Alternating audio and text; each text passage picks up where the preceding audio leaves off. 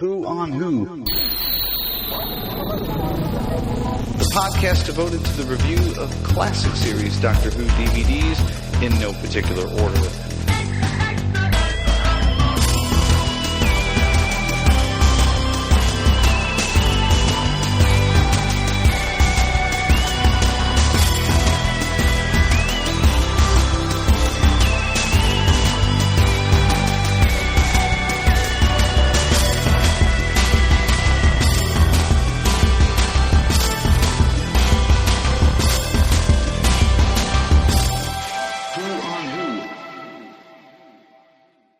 Greetings, fellow Doctor Who fans, and welcome to a jury selection edition of Who on Who, the podcast devoted to the review, like it said in that theme song there, the classic series Doctor Who DVDs in no particular order. And speaking of theme song, I just want to send out a big thank you to Mr. Keef Baker. He was very gracious and proves to me yet again that I have the greatest listening audience in the Doctor Who universe, and you guys are just continue to amaze me and bless me with all of your help and your talent. Keef is a musician and heard my plea in the last episode for a theme song, threw it together, and was even nice enough to tweak it a little bit after we spoke back and forth via email. So, Keef, I hope you're listening. I hope it sounded okay, but I love it, and I think it's going to be official. I feel like I'm in with the big dogs now because I have my own theme song. So thank you very much for that. And today marks the first Who on Who devoted to the review of the Trial of a Timelord series, where we're going to be discussing the first adventure, The Mysterious Planet. And as I discussed earlier, I'm going to have a guest co-host with me who's not a podcaster by hobby and or profession, just someone who's a Doctor Who fan and somebody who is British, because I wanted someone who had lived through that particular period and had the more of the first-hand experience with it. And as a matter of fact, the gentleman who is my co-host today was the one that I believe originally addressed that idea to me. And his name is Peter Cavanna, and he's from Cambridge. Peter, welcome to the show. Hey, welcome. How do you like my British accent? I love your British accent. It sounds so convincing. I'm going to try and be as authentically British as I can be. Wonderful. Good, because it's really great to be on the show, and I appreciate the opportunity to join you. Well, I appreciate you doing it. I know that this talking back and forth, Peter and I are talking over Skype, for those of you who are technically proficient and interested in what's going on. So occasionally sound may break up a little bit here and there.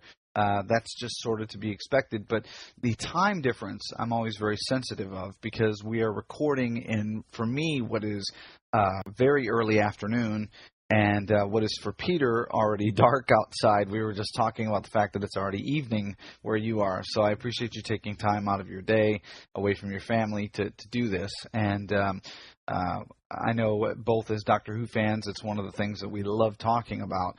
But we always have to be sensitive to our other obligations as well. So let's talk a little bit about you and Doctor Who. How did that relationship start? Did you start out always as a fan as a child? I mean, from your earliest memory, or did you come late to the game?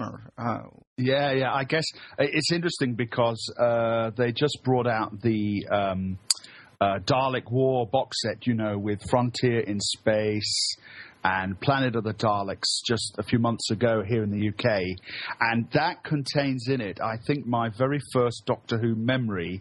For those who really like Planet of the Daleks, you may remember a scene where the Doctor is sneaking into the headquarters under a Spyro on a cloak, and the Dalek spots his feet or something at the bottom of the cloak, and the episode ends. And that's actually my very, very vivid or first memory of Doctor Who. So I guess my parents must have said, go and watch this, and I just kind of stayed with it. So I was maybe about 3 or 4 years old then, and stayed with it through to a point. I think there are two stages, aren't there, of fandom, especially if you're watching it as a child.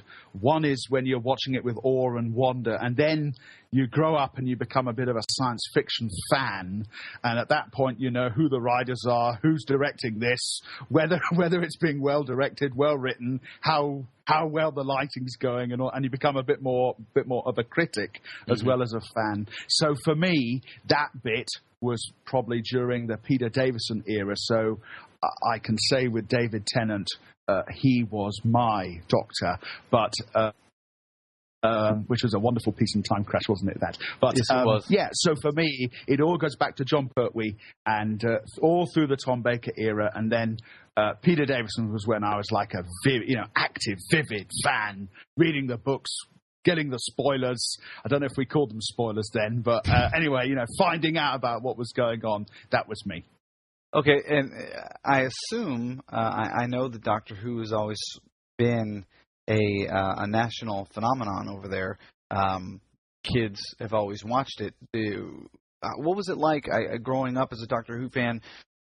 Was it like it is over here in the States, where it's rare to run into another American here who even knows who Doctor Who is, or that sort of thing? Or over there, is it more rare to find somebody who doesn't watch it? Well, I think it's a bit of both.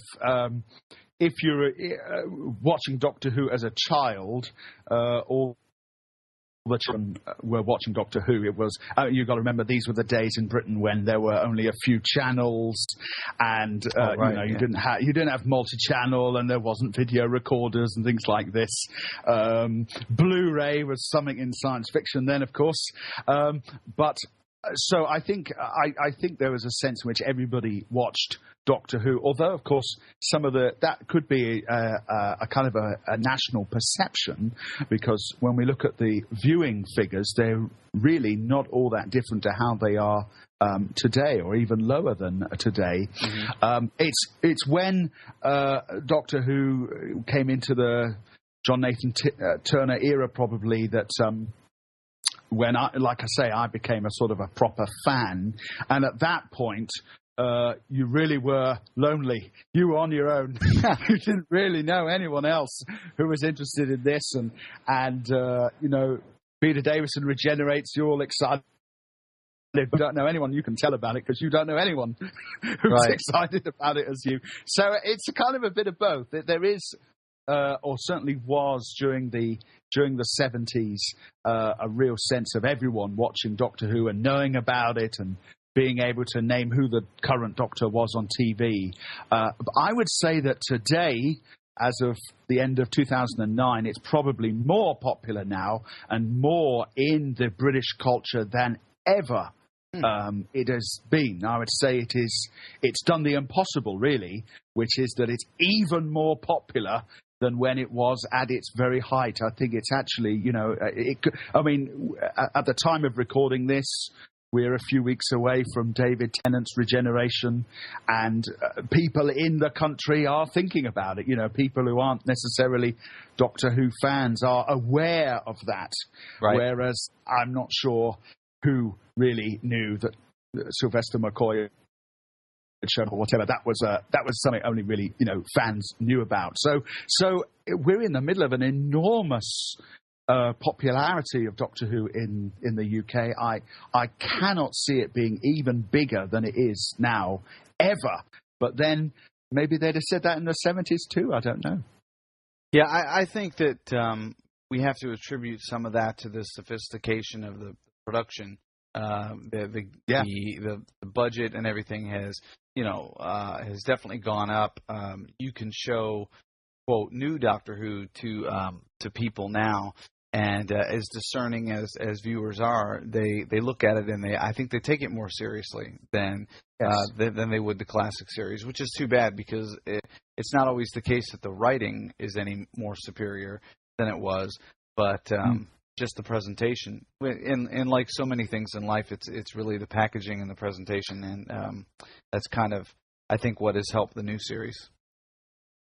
Yeah. Do you know? I think absolutely. I think. I mean, in the UK, each episode of the new Doctor Who gets its own trailer. Do you call it a trailer in the US? Yes. Something on the TV that advertises it. Mm-hmm. And each episode, I think I'm probably not exactly correct, but just about every episode gets its own trailer. And is trailed to death, in the week leading up to the showing of that episode. And that's just phenomenal. I guess what I'm saying is the BBC really believes in it. Mm-hmm. And that plays an enormous part in the promotion of the show, the success of the show.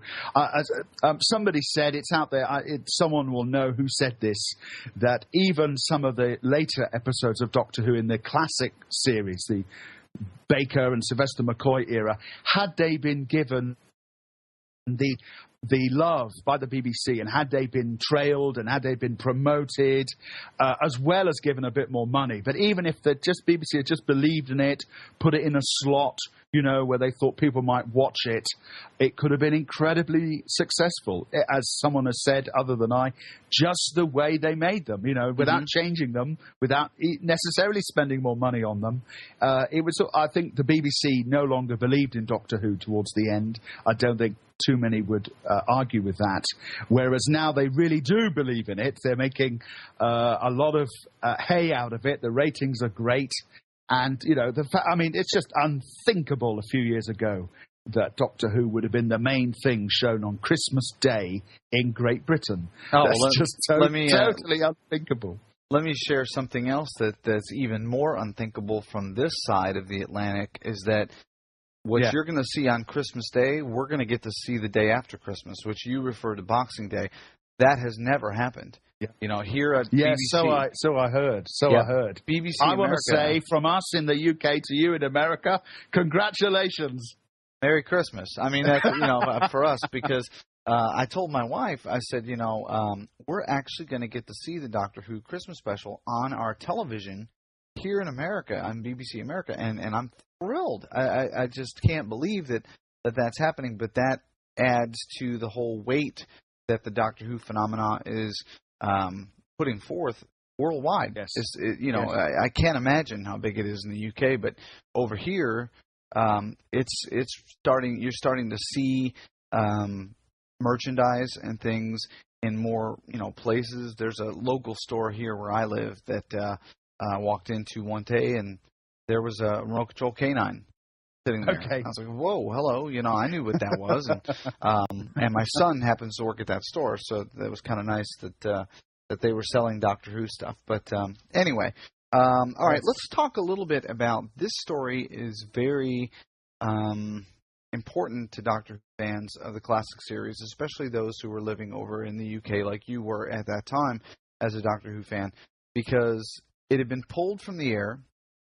It was being, quote, rested by the BBC, and we'll talk about this a little more when we get to the DVD extras, but it was on hiatus for 18 months, and it's kind of hard nowadays, because we have so much Doctor Who, to get our heads around that. And you and I, in talking previous to the recording of this, you had brought up a wonderfully poignant point to me, and that is that we've had to wait 7 months in between Planet of the Dead and The Waters of Mars, and it was agonizing for us as Doctor Who fans.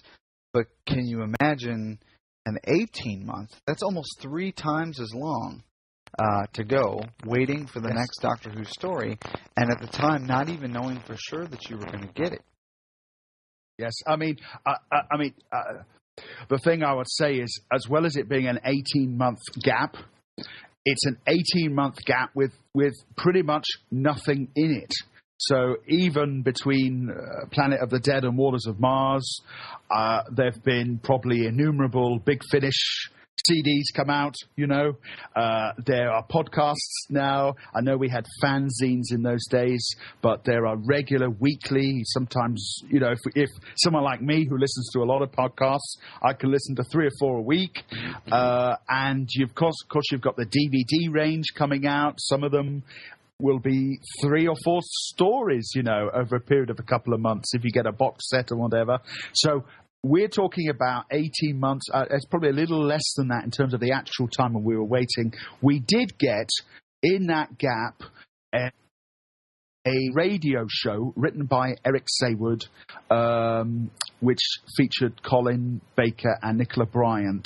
And that, I think, was done because John and Nathan Turner wanted to keep the show in the public consciousness as best he could. And I think he gave Eric Saywood something to do as well, who was being paid for that, period. But essentially, apart from that, there was nothing. And so I don't know whether other listeners would agree with me, but in one sense, The Mysterious Planet Episode 1 stands on its own, a bit like the original story, The Unearthly Child. The first episode sort of stands on its own, and then you've got the other 3, because that first episode was like pure gold. We absolutely adored it. Now, I know that as I'm speaking, someone's listening to this and going, "No, I hated it." But anyway, as of right now, let's say that first episode, I totally adored it, and of course, it had something to do with the fact that we hadn't had anything for all that time, and so it makes this particular story a special story. It has a kind of a historical importance, which maybe just putting it into your DVD player doesn't quite bring you, because it's just another DVD from the store. But this was something very, very special. We were really glad it was back. And of course, that's why the story begins with the Valeyard saying to the Doctor, "At last, Doctor," and the Doctor says, "Am I late for something?" It's, of course, referencing the fact that there'd been such a long time. Right. All right. Well, I'm so excited to get into the review. But before we do that, I need to, as always, and gratefully so, go to the email bag and read a couple of emails. Here's the mail, it never fails. It makes me want to wag my tail. When it comes, I want to wail. Okay, here we go. This first email comes from Graham Sheridan, who is a great friend of the show. And a matter of fact, Graham is lined up to be my guest co-host as on one of the future trial episodes. So anyway, Graham writes in, says that he was talking. He talked to me a little bit about the last episode of Who on Who and all that, but he was very nice to write in and give me a small correction on something I said about Douglas Adams.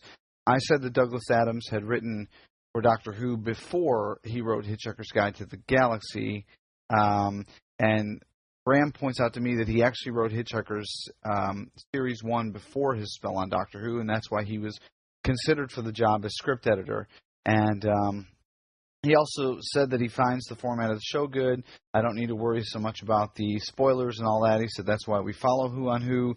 One can get bogged down with too much information. All the best, Graham. And Graham, thank you very much for that. The spoiler thing keeps coming up as people are saying they want me to talk more in depth about the stories, and I'm trying to be very conscientious about how long I let each episode of Who on Who go. And like I said last episode, I really want it to turn into a blow-by-blow or a color commentary of every story, because I want to leave you wanting to go and watch it, if that's your desire. But anyway, thank you, Graham. This next message comes from a new friend of mine, Chris Penny. Chris is an American and actually hails from North Carolina, which, if you know your American geography, is just to the east of Tennessee, where I am. And he writes in and confirms, he says, as a Doctor Who fan, I am definitely a completist. He owns all the current Doctor Who stories, the Third Doctors, in one form or another, starting with the Third Doctor. He has VHS versions and DVD as well. And he is currently watching The Talons of Wang Chiang. Now, I have to admit that a lot of fans love this episode. I haven't seen it. Not yet. I've never watched that one, and everybody talks about it like it's great. I can't get past the cover of the DVD with Tom Baker wearing that weird thing, but I'll get to it sooner or later, I promise. This is a story that I've never seen before. Okay, we have that in common. In fact, most of the Leela stories I have never seen. I'm still hoping one day I will recognize a Tom Baker story that I saw as a kid. I remember coming home after work to see Doctor Who, but as of yet do not remember seeing any of these episodes. Speaking of Tom Baker, something I've noticed with the Leela stories I have seen, such as Horror of Fang Rock and Talons, he says, I noticed that there are times that Tom looks like he's staring off into space.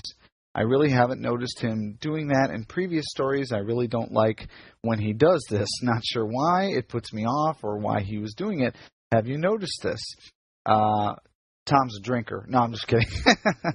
That's a total joke. I'm sorry. I think that you kind of have to keep in mind, this is my take on it, and since I've got Peter here on the line and he was watching them as they came out, feel free to jump in and correct or embellish.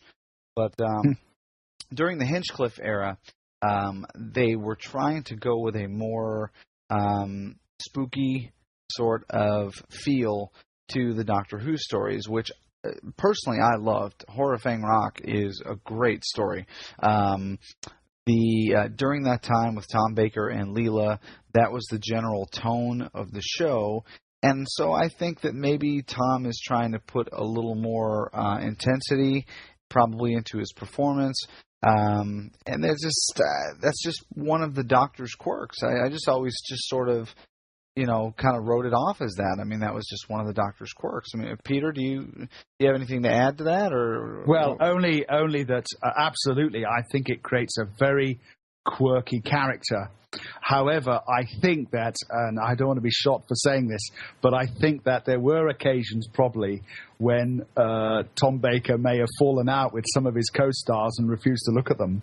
I think particularly in, is it season 18, his last season, when he was he married to Lala Ward then, or just about to marry her? Anyway, they were certainly close. Mm-hmm. And our whole stories in that season where he barely looks at her at all. Wow. And it's normally, I'm saying this on the strength of what's been said on commentaries on the discs. Mm-hmm. So I hope I'm speaking with some degree of authenticity. But Lala Ward will say, you can see here, Tom and I had an argument. He's not looking at me. Is it State of Decay, I think? The vampire story in E-Space. And anyway, you can look at that story and see that Tom barely looks at Lala, I think, for almost the entire story.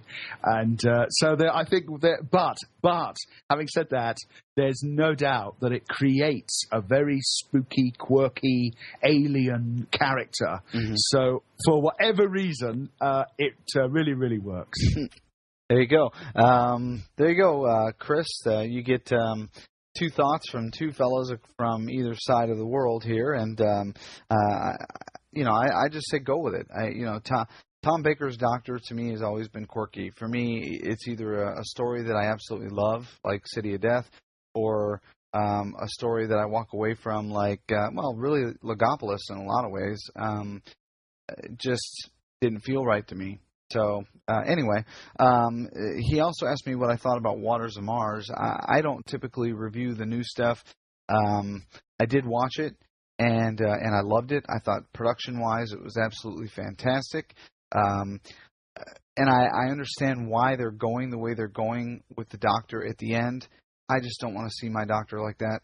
So it kind of threw me off a little bit because the Doctor, to me, is supposed to be the good guy, the hero, and as hard as the decision would have been for him to walk away, and I understand why he struggled with that.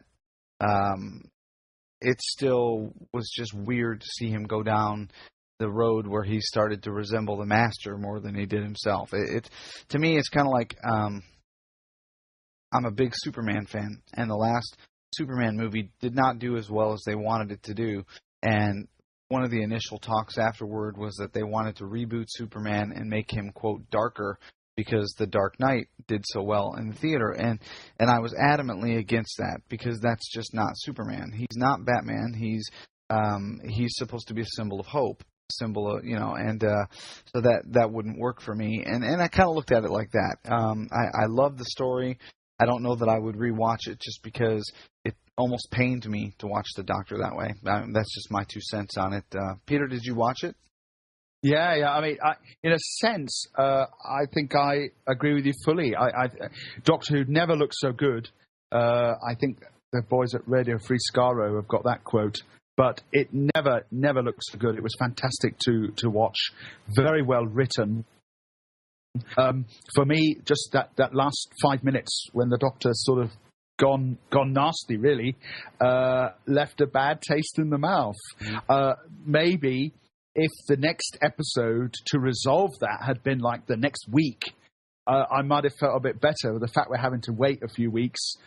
Maybe when we've got them all together on our DVD set and we watch them all running one after the other, it'll work a little better.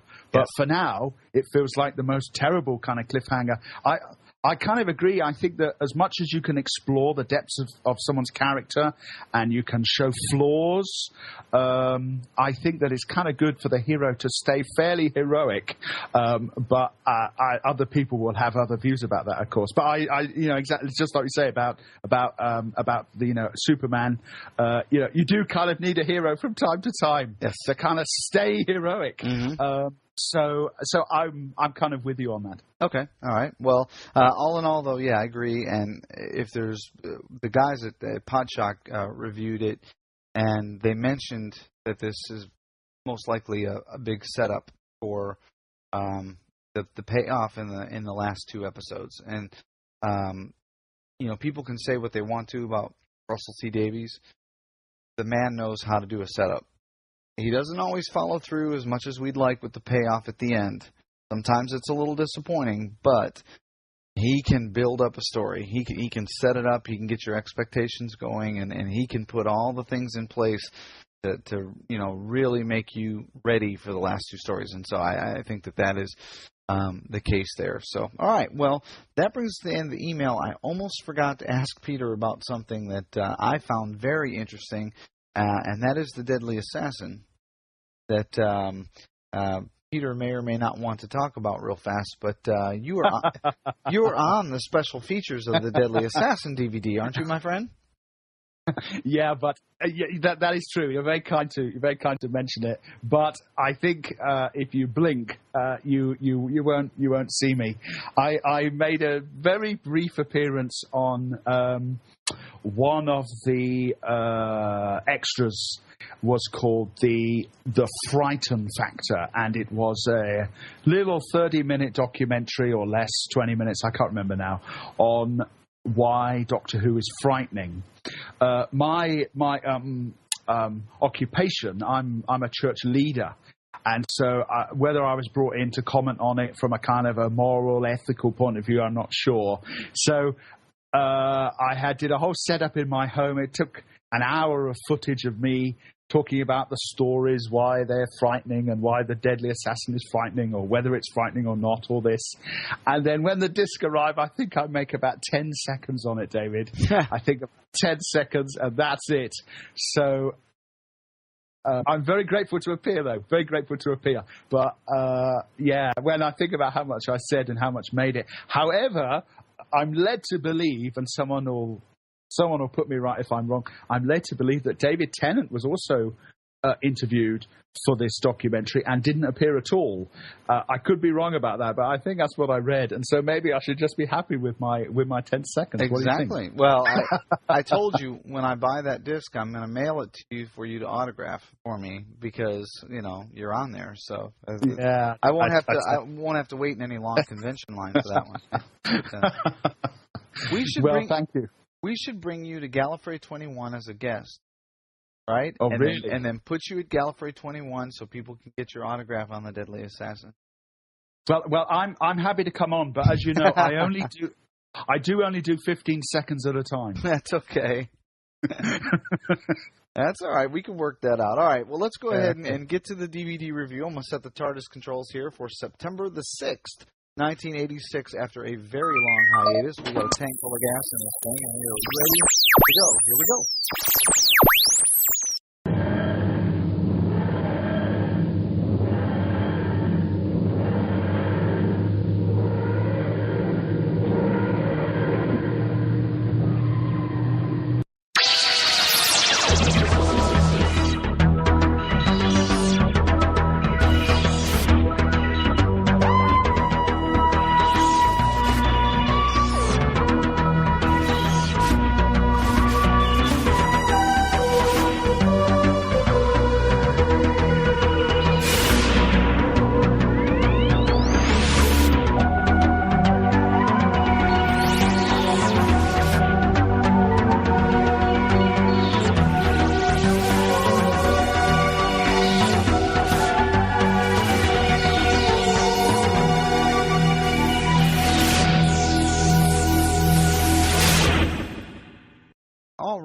We are here, the mysterious planet, the Doctor's 144th adventure. This is a 4-part story written by Robert Holmes, and if I'm correct, I believe this was Robert Holmes' last story. Is that right, Peter? Last he wrote about 50% of episode 13 of the Trial of the Time Lord. Okay.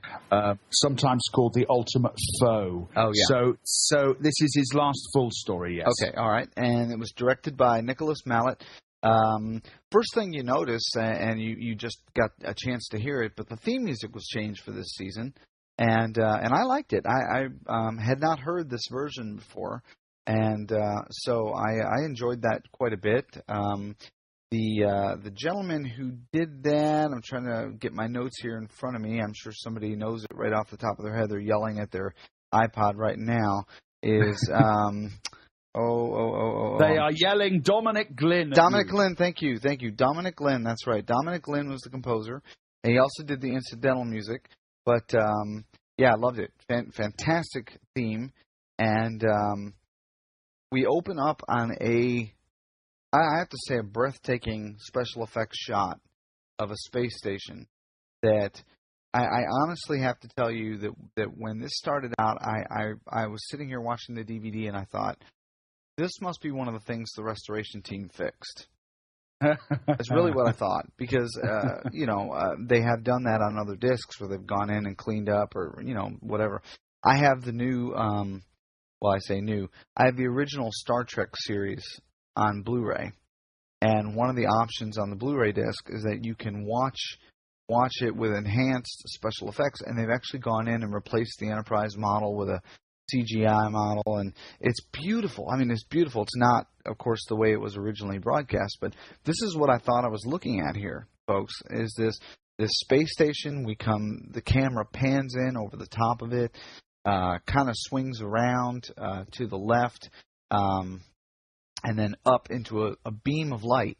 And we see the TARDIS coming down this beam of light and appearing inside, and the Doctor coming out of the TARDIS almost like somebody shoved him.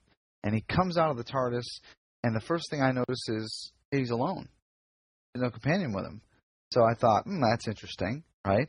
And the Doctor sees a pair of doors in front of him. He walks up and pushes himself through. And as you mentioned, Peter, the Valyard, who we will find out who he is later, is in a courtroom, and he says something to the effect of, "At last, Doctor," and the Doctor, replies with, "Am I late for something?" And that was a little dig, I think, to, like you said, to the BBC, to the people who had held the Doctor off the air for 18 months. But this introduces us to the overall arc for the season, the trial arc, and we'll discuss this a little more when we go into the DVD extras, but it was a conscious decision by the writers and the producers of the show, since the Doctor himself, or Doctor Who itself, was on trial in their eyes. They felt that they should put the Doctor on trial. And in retrospect, I think some of the people now are sorry that they did that. I think Colin Baker has expressed his wish that they had gone a different way as well. But there we have it. And then we open up into I believe now I've never seen the Trial of a Time Lord, so this first episode we get the actual Doctor Who adventure on the planet Ravalox with the Doctor and Perry, which we'll talk about in a moment. And then it goes back to the trial scenes, like they're all watching this has already happened in the past. And I assume that the same is going to hold true for the rest of the episodes in this season. Is that correct? Yeah, you're going to see, it's kind of based on, what is it, Christmas past, Christmas present, Christmas future. Oh, Christmas Carol. So this first story is the Doctor's past. Mm-hmm. The next story is the Doctor's present, or nearby to his present, mm-hmm. and then we go into the future for the third segment. So, okay. Yeah. Interesting. All right. Well, let's go ahead and talk about the mysterious planet. The Doctor and Perry land on the planet Ravalox, which the Doctor immediately steps out of the... we don't actually see them stepping out of the TARDIS. On the main program, one of the deleted scenes actually shows them coming out of the TARDIS.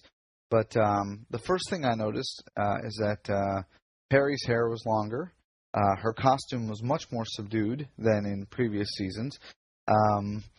And her and the Doctor, although they still have a healthy banter, it appears to be more friendly and more caring. And I understand later on, and in listening to the commentary, that this was a conscious decision by Nicola Bryant and Colin Baker to somehow express that they have been traveling together and time has passed and they've grown more accustomed to each other and the relationship has sort of settled down. It's not so antagonistic anymore. Yes, I mean, I think this is one of the best parts of the story, or one of the best changes that's gone on in that 18-month gap.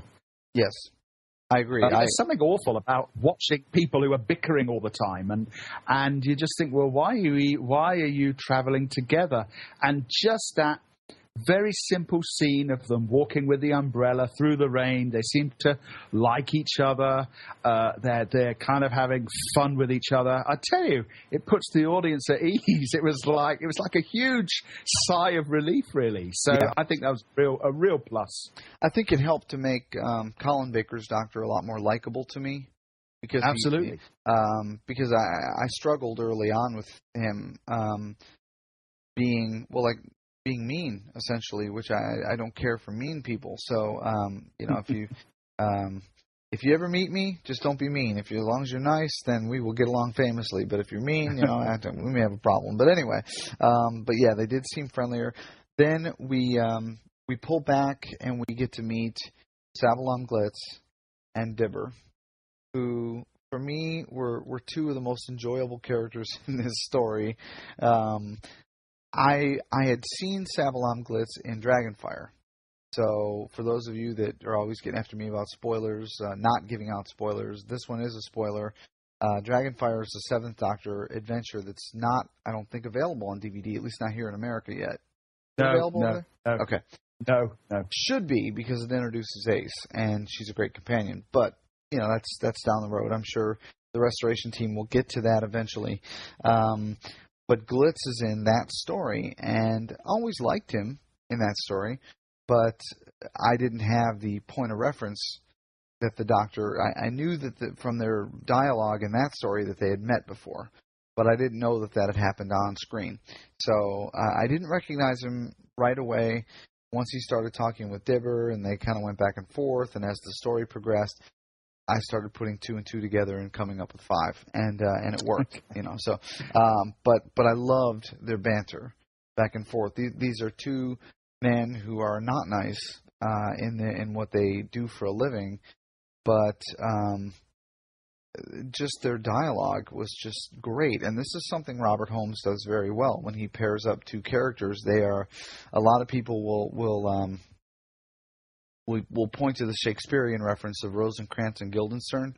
They are the two guys who are there almost for comedy relief, but they add so much to the story. I just really, really loved the fact that they were there and enjoyed them a lot.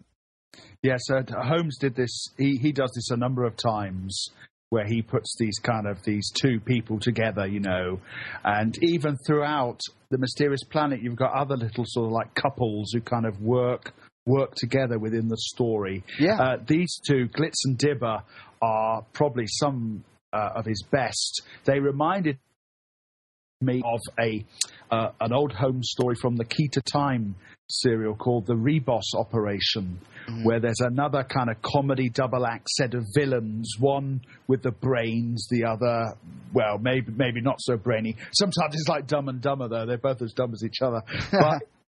But Holmes is really good at these kinds of characters. So even though they're nasty, you do sort of like them.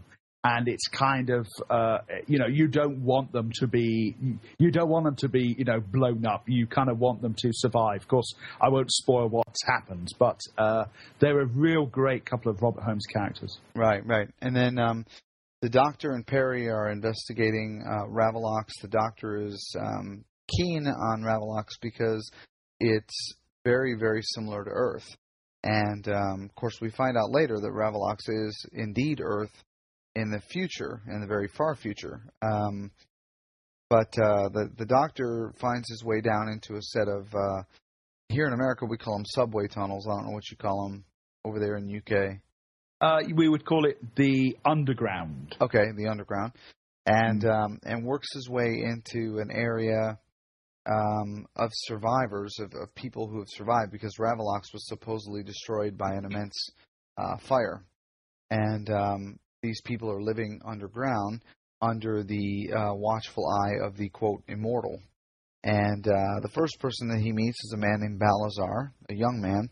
And Balazar is the, quote, reader of the texts that they have, and one of them being Moby Dick, another one being some sort of Audubon Society Guide to Birds or something like that. At least here in America we call it the Audubon Society. I don't know what they call it. I forget. It wasn't a field guide to geese or something like that. Something that would have been quite familiar with actually a British audience, probably more than an international one, actually. Right. But still interesting that his knowledge is based mainly off of what he's read and then relayed to the people down there with him. We find out that water is a tremendous resource for them down there for whatever reason, because as the Doctor points out later, above ground, it was pouring rain when he and Perry got off the TARDIS, so it's not in short supply, but water is a resource for them, and the Doctor almost ends up getting killed because he takes water without realizing that its value. And he also meets a gentleman named Merdine, who I was pleasantly surprised to find out was played by Tom Chadbon, who played Duggan in City of Death, who I had remarked would have made a great companion. Duggan would have. So it was so nice that it just the way it worked out, that the story I reviewed right after City of Death was the next Doctor Who story that he was in. But loved it and loved his character. But we do eventually meet the Immortal, who is a robot. I forget, he's not the L3, he's the L1, is that correct? I think he is the L3. I think the other one is the L1. Oh, but, okay. I could be wrong. Well, there are two fantastic robots in this story. We'll go that far. And Joan Sim, who plays a tribal chieftain's probably not the right word. She's a tribal queen. Is she a warrior queen or something like that? Yes. And she is wonderful. And I need to ask you from a British reference there. In the extras, they talk a lot about her having a comedy background with the Carry On films, and I'm not familiar with those as an American. I don't know that I've ever seen them. So I sort of get the impression from the tone and everything, and we'll talk about this later, but that they may have been a bit blue, if you will, or a bit risque. Those type of films. Well, I would say compared to today, I would say they're not blue. Okay. They were probably risque at the time. But I guess I better be careful what I say. I would say that if you saw it today, you wouldn't think that they were the most terrible thing you'd seen. But back in the 60s or whenever they were made, 70s, I can't quite remember, they were probably pushing the boat out a bit, yes. But Joan Sim would have been, for any British viewer, was known for appearing as a comedy actress in those movies. She was very, very famous for being one of the team. There was a team of about 10 actors in it who would all appear in them in different roles in each movie. So about 10 films, I think, probably more. Really? Would you say that this was the equivalent to what we do in the modern day here with what they call stunt casting? 100%. Yes, really? 100% stunt casting. Yes. Okay. Now, to be fair to Joan, I think she gives a fine performance. Oh, I do too. Yeah. I mean, I have a feeling that when they were writing it, they might have been thinking of a kind of a Tina Turner character in like a Mad Max world. Oh, right. So, I mean, I don't know. I don't know what was in their minds. So I think it's an interesting choice of cast, but she gives a great, she really gives it all she's got, doesn't she? She does. She definitely does. Anyway, the story progresses along. The doctor, of course, does what the doctor does, and the Inquisition in the present is focusing on the fact that the doctor is meddling in the affairs of Ravalox, even though he does, in his own defense, he is not only saving Ravalox, but possibly the universe as a whole throughout his actions in this story. Overall, I have my own opinions about this one, but I'd like to turn it over to you first, Peter, and let you say whatever you want to say about the story and tell me what your thoughts are. Again, like I was saying earlier, there's an emotional involvement here in as much as we were so pleased to have it back. So as soon as Dominic Glynn's music comes screaming on, and then we get that amazing model shot. I made some notes, actually, when I was watching. They say the model shot cost over £9,000, that first shot, of the space station, which in whenever it was, 86, 80, that's just a huge amount of money to have spent on a model shot.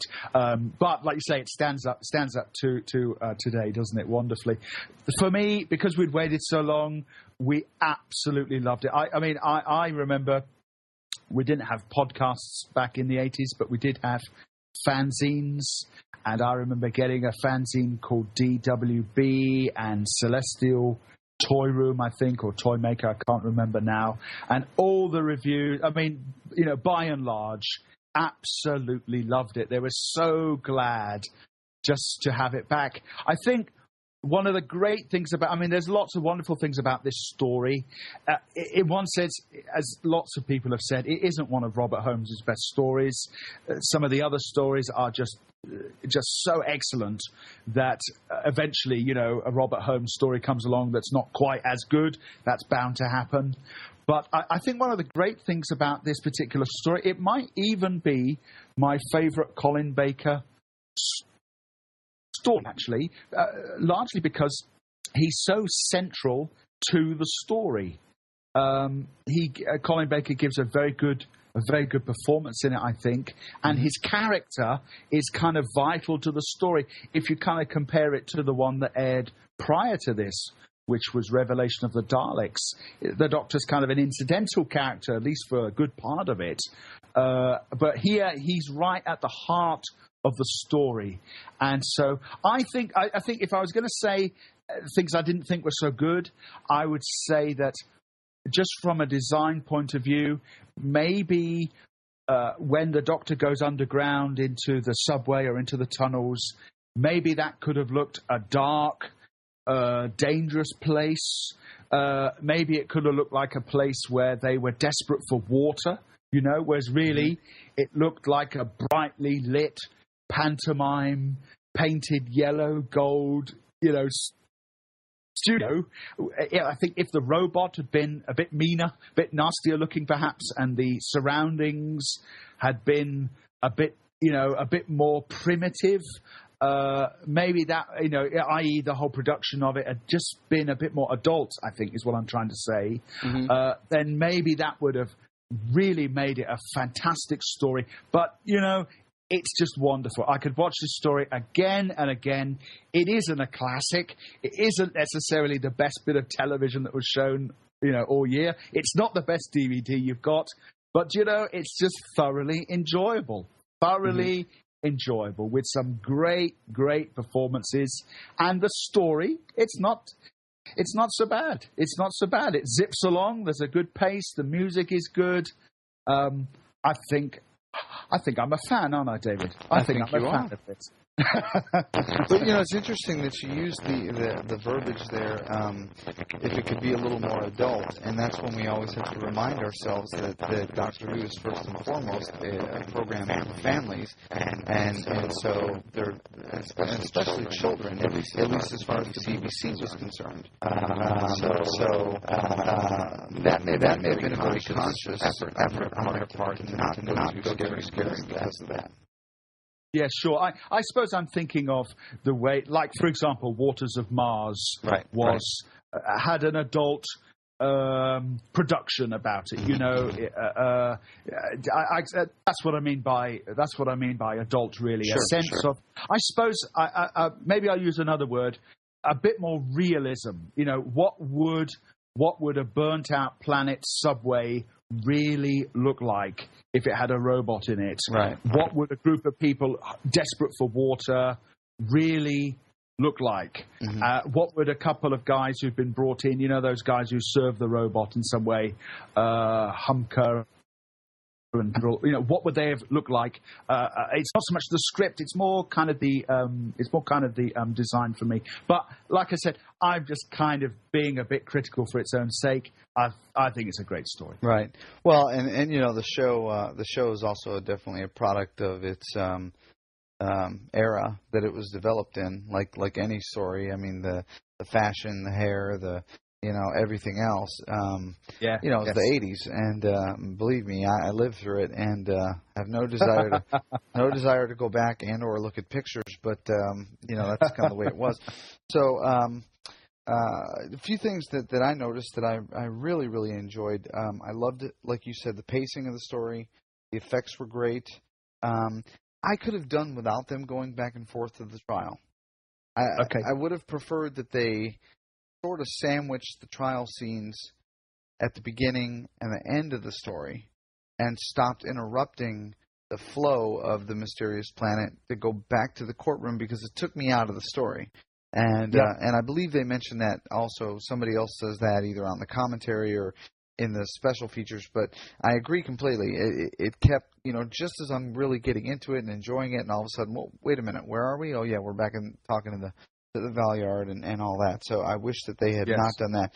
In fact, just sorry to interrupt you, but on the deleted scenes, it actually shows there to have been 2 other flashbacks, if that's the right word, to the courtroom, just in episode 1 alone. So in fact, without a bit of editing, there would have been more courtroom than there was. Right. So I think the team were obviously aware of it, of wanting to have the story, zip along. For me, it didn't jar, because I think I quite like courtroom drama. So for me, I could have had a whole episode in the courtroom with the Valiard, Colin Baker and the Valiard, sort of like fighting each other. Yeah. It gets a bit more puerile a bit later on, but in terms of them as equals, intellectually battling it out, I kind of like that. But I can fully understand if you're wanting to see the story progress. It's almost like somebody thinks we'd better go back to the courtroom just to remind the viewers that this is a courtroom story. Yes. Whereas, in fact, quite often, maybe we didn't really need to be reminded of that. Right, because if you took the trial subtext out of the mysterious planet, it stands alone as a great Doctor Who story. Yes, it does. It could be inserted into any season. and used as a fantastic story. I mean, I loved it. I loved the nods to the past when the Doctor is waking up at one point and calls Perry Sarah Jane. I loved Savalon Glitz ordering Dibber 5 rounds rapid. That was the Brigadier. I mean, I was that made me smile. That those things were there, and I think that those were deliberate nods to the past. And I read another review about this. And they were kind of going back and forth on the review of the entire set and a review of just the Mysterious Planet. And they said something about the Doctor quoting the third Doctor saying something about reversing the polarity of the neutron flow. I don't remember hearing him say that, so maybe that comes in a future story. I was trying to be really careful because I haven't seen any of the rest of them yet, and I didn't want to be spoiled until I got a chance to watch them. So Sure. But overall, of course, as you know, here on this podcast, we like to give out Cloister Bell ratings. 1 out of 5, out of a possible 5, and I'm going to give this one 3.5 because, like I said, I love the story. I loved the kinder, gentler Doctor. He hadn't lost his personality, but some of the rough edges had kind of come off a little bit, and he seemed to be a little more patient with Perry. And I appreciated that. So those were all things that I loved. I did like the story on the Mysterious Planet. I loved Glitz and Dibber and all that. So for me, it's a good 3.5 out of 5. I mean, there were some things that maybe could have been a little bit better, but it's certainly nowhere near as bad as I was expecting when I first put the disc in and got ready to watch it. So what do you think, Peter? What would you give it? I think 3.5 out of 5 probably sounds good. I mean, emotionally, that first episode, for me as a however old I was, 16-year-old kid, waiting for Doctor Who to come back, that would have been a 10 out of 5 watching that first episode. In terms of the adrenaline and the thrill and even the cliffhanger, we're gonna take your life, Doctor. A real sense of the whole thing had come back.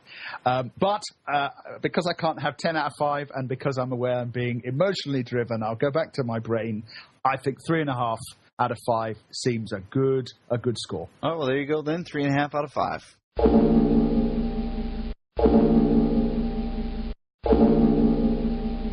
All right. Now, as is the case always with us here, we're going to go on and talk about DVD extras. Extra, extra, read all about it. Extra, extra, read all about it.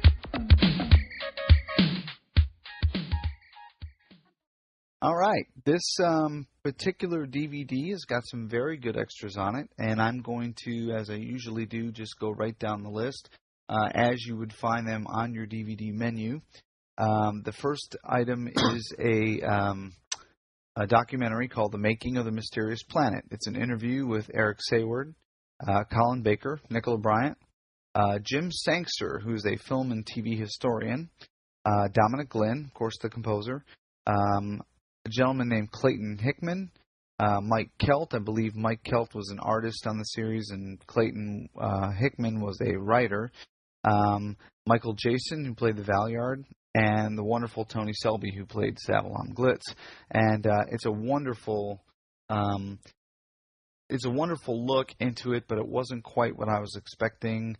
It focuses a little bit on what was going on with the BBC and what was going on with Doctor Who at the time, but really more about the making of this story and their decision to do the trial and all of that. I believe in one of the future discs that I will be reviewing in this series, they actually go into more detail about what's going on with Doctor Who, the show, and the BBC and all that in other documentaries. And that's kind of what I was looking for, and I would have thought they would have put that on the first disc. But all in all, it's still a good watch.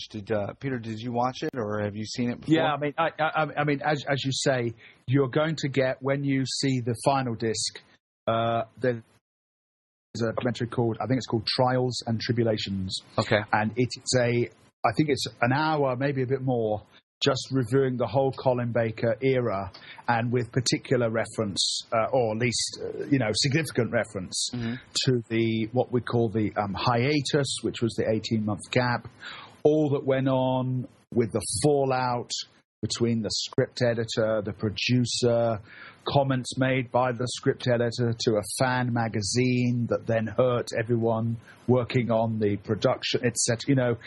There is an enormous amount of backstory to the behind-the-scenes stuff, and I think the way that the production of the DVD has been done in terms of the documentaries and people giving their viewpoints on it, I think they've been immensely fair. A huge 10 out of 10 to those who have kind of edited these documentaries, because there's a huge controversy that went on. And after watching these documentaries, you are left with having your own opinion on who behaved well and who didn't. But I feel as a viewer that it's been very well presented in terms of being fair. So everyone gets to voice their point of view. Even Jonathan Powell of the BBC appears, gives his point of view, and it's been really well done. So in a way, the documentary on this first disc is just really a starter dish. It's a taster for what you're going to get on the final disc. That's a documentary about the Colin Bacon era. I would think that there isn't a better documentary been made to date on any of the discs that is in any way better than that. It is wow. It is really, really excellent. But it's partly because the time in which it's investigating was so interesting, if I use that word very broadly. Sure. So there's quite a lot to say about what went on and why there was a gap and how John Nathan Turner responded to it and what they did and the charity record and, Robert Holmes being ill. There's so much that kind of went on, and it's been really very well put together. Good. All right. Well, I look forward to watching that one then. The next special feature on this DVD is the deleted and extended scenes. And normally, the deleted scenes, for me, it's very hard to distinguish what is actually extra. I'll watch a scene or I'll say, okay, I see why they cut that or whatever. These scenes, especially the court scenes with the doctor, really, in my opinion, should have been left in. And if it was a case of timing, they should have taken some of the other ones out where he's calling the Valeyard names and put these in, because at least he's giving there was a scene where he's actually giving a positive argument in his own favor, and it just makes him look better. It just makes him look smarter. It makes him look more the Valeyard's equal than somebody that's just kind of standing there acting rather childish and referring to him as the junkyard or the scrapyard or, whatever he was doing. So I wish that they would have left that in. But I definitely recommend that you watch these scenes. It really adds to the program. I have a special edition DVD version of the Lord of the Rings trilogy. And what they did was they took the extended footage and married it into the actual film that you saw in the theater, so that, granted, it is longer, but there's just so much more to it. And I almost wish that sometimes on these DVDs they would do that. If they have these deleted scenes and they have the capability, edit them back into the story so that we can watch it the way it was intended, and because it doesn't have to be cut for time at that point. Especially a finished scene, like the ones that are on here, but they are very good. The trails and continuities special features is just basically promos announcing the return of Doctor Who after the hiatus, and your normal things that you see there. There's a special feature called 35mm film sequence, which is the FX shot of the space station. So if you're a fan and you want to watch that, you can see it, stripped down in the with just that. And I thought that was nice. They have the music videos as well, which is the theme music. They've got it in stereo and 5.1 surround. They've got the new Dominic Glenn trial version. They've got a clean opening credit lots of different versions there. If you're a fan of the theme, like many of us are, that's a very nice feature to have. And then we get to the audio commentaries. There are two commentary tracks, which is unusual, but I believe it happened for a specific reason. The first track is Colin Baker, Nicola Bryant, Tony Selby, who plays Glitz, and Adam Blackwood, who played Balazar. This is an excellent commentary. I don't know, going into this, if I'd ever even heard a Colin Baker commentary. But now I get why Doctor Who fans love this man so much. He's hysterical. He's a lot of fun. His memory is very good. Much like Peter Davison, he remembers a lot about it. He's very friendly. He jokes. He keeps the atmosphere light. He keeps it kind of moving along. And I loved it. What did you think about it, Peter? I know you said you listened to it as well. Yeah, no, I mean, I love listening to Colin Baker. The only criticism maybe I would have about the commentary, it all sort of depends what you want from your commentary, doesn't it? What your needs are, for want of a better phrase.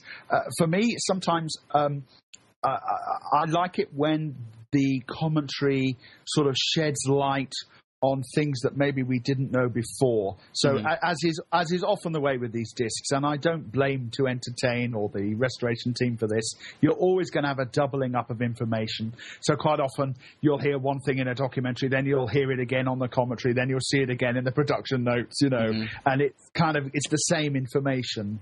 So for me, listening to the cast talking and sort of reminiscing about things, it's charming. The only for me, the actual production notes, which are like the subtitles that go along the bottom of the screen, right? The infotext. Infotext. I actually prefer that to the commentary. The commentary is their kind of, I mean, they clearly really liked each other and were sort of chatting away. For me, the infotext on this particular disc is particularly excellent. It is. Because as many Doctor Who fans will know, this particular script was taken to task by Jonathan Powell, one of the bigwigs at the BBC, who wanted to make a number of changes to the tone of the episode, to some of the characters, and some of the changes were made. There's no doubt about that. And the infotext, I forget who actually wrote this, but 10 out of 10, because a lot of Jonathan Powell's memo has been faithfully, typed out for us to read, and it's been really very well done. So if you want to know everything that the BBC didn't like about this story, you can read it verbatim from the memo that was sent from the what is it, the 6th floor of the BBC. That's the head of BBC, down to the production team. Right, and typically what I do is after I've watched the story, I'll go back and rewatch the story with the commentary track on and the infotext. And that way, and sometimes it gets a little confusing if they're talking Absolutely. about it. It does, yes. So you sort of have to multitask. But yeah, I agree with you. If you want information, the infotext, bar none, this is probably one of the best infotext that I've seen on any of the Doctor Who DVDs. Yes. But and again, just a little heads up, for these guys.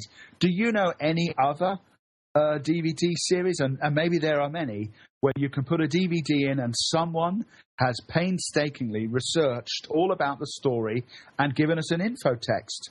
No. I don't know whether you get that on. I mean, you get commentary, but someone writing about something that happened 20 years ago, yeah, 25. I don't know of anybody. I mean, really, they do a phenomenal job, don't they? It's really well done. Mm-hmm. And there is a second audio commentary track as well. It's just for the very first part. Eric Sayward does. He's alone in a. So I prefer the banter type of commentary. So but this was a little more informative. Yes. But I almost got the sense like he was being forced to sit at the kids' table while the grown-ups were in the other room, having fun. And I felt bad for the guy. And I don't know. I assume that there must be something between him and Colin Baker or something else that. I think that when you watch the documentary on the fourth disc, you'll come up with a theory all by yourself as to why he's on his own. I mean, like you say, I think maybe we like slightly different things from our commentary. Right. I like the Eric Saywood commentary because it was full of information. Right. And so it's well worth listening to. Even if you've seen all the documentaries and read all the stuff, it's actually well worth listening to Eric talk for. In fact, he talks for 50 minutes because he comes back in episode 13 all by himself again in a dark room. Okay. Great. Yeah, to kind of carry it on. So you get 50 minutes of him. Wonderful. Okay. Well, that's good to know. The info text is the next menu item, which we've already discussed. And then there is there's a talk show that Colin Baker and Linda Bellingham appear in. She played the Inquisitor through the trial series. And am I pronouncing this right? Is it Wogan? Yeah, Wogan. He's a very, very famous. He's still on British TV now. Wow. He would have fronted the Children in Need show, which you probably are aware of because of the Doctor Who connection. He is a much loved TV presenter, but back in the 80s, he had a talk show every night for about half an hour, Monday to Friday, I think, and so. And all the new TV that was coming on, it always got 10 minutes on his show. It's like a movie star trying to promote their new movie or a pop star promoting their new song. A TV show would find its way onto the Wogan show. So he was very, very well known for that. It was nice to see Colin Baker and Linda Bellingham on the show. The host didn't seem like he was a big Doctor Who fan, obviously, but no. But it was fun. It was fun to watch, and it's not a long piece, like you said. It's probably 10 minutes, so it's worth watching. Blue Peter there's a Blue Peter segment on this DVD where Janet Ellis, one of the hosts of Blue Peter at the time, she introduces the two robots that we see.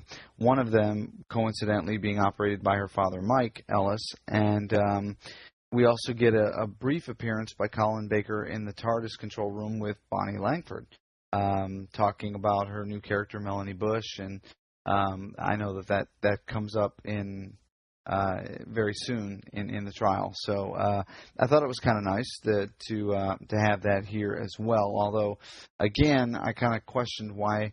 I understood the segment with the robots, but didn't quite understand why they brought Bonnie Langford that segment onto this disc when she does not appear until later on in the season. So but that's just me. Anyway, there's also the normal photo gallery where you can find out about the actor, about the character that they're playing or whatever on the disc as well.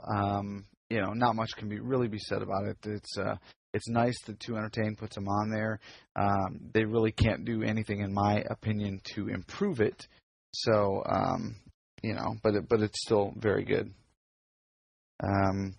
All right. Well, I believe that brings us to the end of the DVD extras. And, Peter, that brings us to our closing. Again, I would like to say thank you to Keef Baker for the theme song. I want to say thank you to Dave Hingley. If any of you are watching the enhanced version of this podcast, or you happen to catch the title card on your iPod or whatever you're listening to, you'll notice that it is not the normal Who on Who logo with the episode title on it.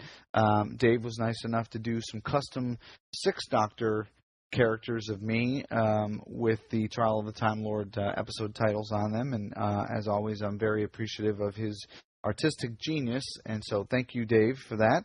I also want to send a quick shout out to some of my new Facebook friends, Philip Cerna, William Sutterth, Mark Hammer. Mark, I hope I'm pronouncing your last name right, buddy. I don't think it's Hammer because it's spelled Hamer, and so I assume it's Hammer. Please correct me if I'm wrong there, John Collings and Chris Penny, who sent me an email as well. Thank you guys for finding me on Facebook, tracking me down, and letting me add you to my ever-growing list of friends.